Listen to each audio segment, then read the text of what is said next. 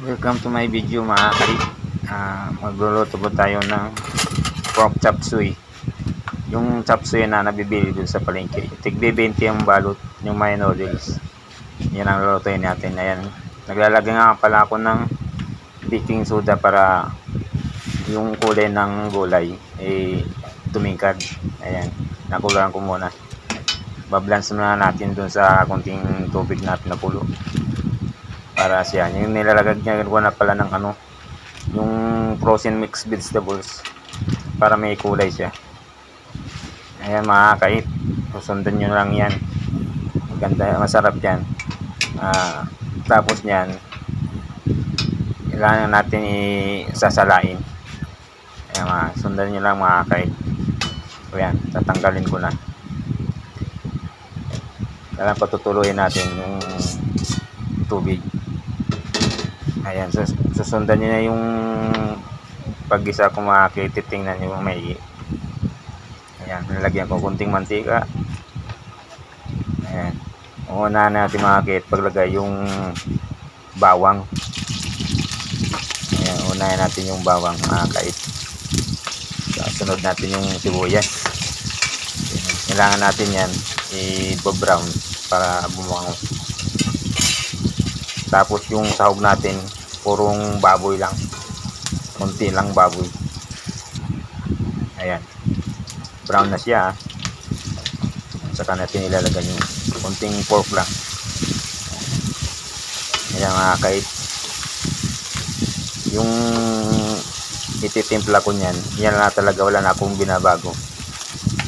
Lalagyan natin ng konting paminta, yung ginisa mix, isa lang din. Tapos yung isang pack na maliit ng oyster sauce. Ayan, i-mix mo lang ng i-mix yan hanggat sa medyo mamamula-mula na. Kaya nga pala mga kait, maghahalo nga pala ako ng tinga ng daga, yung tinatawag na tinga ng daga, pero ano yun, yung sa English ay black fungi. Ayan, ito yan mga kait. Yan, marami yan sa amin sa probinsya. Yung tinatawag sa amin na layat, nadikit sa kahoy yun tumutubo sa kahoy, yung kahoy na bulok. Ayan mga kait, ayan, medyo siya, pinapalambot ko muna yung niyan, yung tinatawag natin ng daga. Nilalagyan ko ng konting tubig sa matuyo. Ayan, nilagyan ng konting tubig para siya medyo lumalambot ng konti. Siya medyo matigas yung ng tinga ng daga. Ayan na mga kait, medyo malambot na. Hinahalo ko na yung gulay. Ayan, ayos na yan. Tingnan mo yung kait, yung noodles, yan yung noodles na ginagawa ng mami. Piprito ko. Ayan, piprito na natin. Ayan, para siya crispy.